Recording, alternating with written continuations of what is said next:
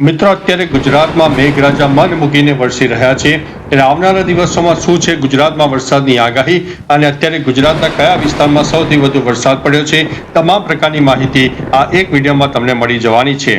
સૌપ્રથમ વાત કરીએ તો મિત્રો, ગુજરાતમાં ચોમાસાની શરૂઆત જૂન મહિનામાં ઘણી ધીમી રહી હતી અને મોટો ઘટાડો જોવા મળ્યો, પરંતુ જુલાઈ મહિનાની શરૂઆત થતાં જ ચોમાસું સમગ્ર રાજ્યમાં સક્રિય થઈ ચૂક્યું છે.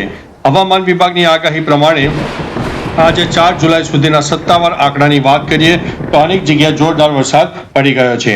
અત્યાર સુધીમાં પડેલા વરસાદના આંકડા ઉપર નજર નાખીએ તો 1 થી 3 જુલાઈ 2026માં જૂન મહિનામાં નબળા વરસાદને કારણે રાજ્યમાં હજુ પણ સામાન્ય કરતાં ઓછો વરસાદ તો છે, પરંતુ છેલ્લા 2 થી 3 દિવસમાં વરસેલા ભારે વરસાદથી આગ ખાદ્ય પણ ઝડપથી ઘટી રહી છે.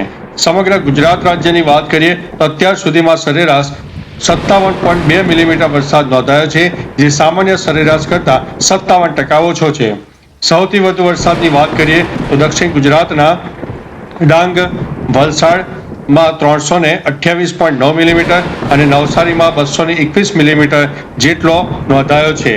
ડાંગના કેટલાક તાલુકાઓમાં અત્યાર સુધીનો સૌથી વધુ 10 ઇંચ જેટલો વરસાદ પડી ચૂક્યો છે. હવે પ્રદેશ વાઇઝ સ્થિતિની વાત કરીએ તો ગુજરાત રિજિયન, ખાસ કરીને ઉત્તર, મધ્ય અને દક્ષિણ ગુજરાતમાં સરેરાશ 76.3 મિલીમીટર વરસાદ નોંધાયો છે. સૌરાષ્ટ્ર અને કચ્છની વાત કરીએ તો સરેરાશ 43.2 મિલીમીટર નોંધાયો છે. ખાસ કરીને કચ્છ અને દેવભૂમિ દ્વારકામાં પણ હજુ 90%થી વધુ વરસાદની ઘટ છે, જ્યારે જુલાઈમાં આ રાઉન્ડમાં સારા વરસાદની અપેક્ષા રાખવામાં આવી છે. આગામી દિવસોમાં વરસાદની મોટી આગાહીની વાત કરીએ તો 4 જુલાઈથી લઈને 10 જુલાઈ સુધી ક્યાં પડી શકે છે વરસાદ. હવે બંગાળની ખાડીમાં મિત્રો એક લો પ્રેશર સિસ્ટમ સર્જાયું છે, ઉપરાંત સક્રિય મોન્સૂન ટફ રેખા પણ સર્જાય છે, જેના કારણે આગામી 4 થી 5 દિવસ ગુજરાત માટે ખૂબ જ મહત્વના છે. અત્યંત ભારે વરસાદની ચેતવણીની વાત કરીએ કે જેમાં રેડ એલર્ટ અને ઓરેન્જ એલર્ટ આવી જાય છે, જેમાં ખાસ કરીને 4 થી 6 જુલાઈની વાત કરીશું.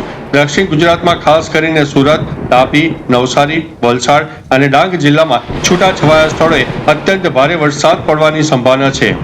સૌરાષ્ટ્રની વાત કરીએ તો અમરેલી, જૂનાગઢ, ગીર સોમનાથ અને ભાવનગર જિલ્લામાં આગામી 48 કલાકમાં અતિ ભારે વરસાદની શક્યતા રહે છે. હવે મિત્રો, યલો એલર્ટની વાત કરીએ જેમાં મધ્યમથી ભારે વરસાદ થઈ શકે છે. ખાસ કરીને મધ્ય અને ઉત્તર ગુજરાતની વાત કરીએ આણંદ, ખેડા, અમદાવાદ, ગાંધીનગર, વડોદરા, પંચમહાલ અને દાહોદ સહિતના જિલ્લામાં મોટાભાગના સ્થળોએ હળવોથી મધ્યમ વરસાદ થઈ શકે છે અને કેટલાક વિસ્તારમાં ભારે વરસાદી ઝાપટા પડી શકે છે.